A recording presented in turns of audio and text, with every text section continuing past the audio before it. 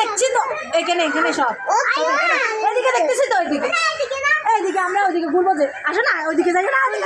আচ্ছা এমনি একটু জিজ্ঞাসা করি খেরে দিতে পড়েছে আর কি লেনছেন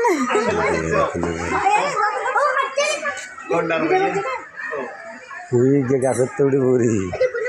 কুতুগুলা ওই পানির ভিতরে আছে ওই এত বড় বড় আছে ঢাকা চিড়িয়াখানা তারা বড় বড় আছে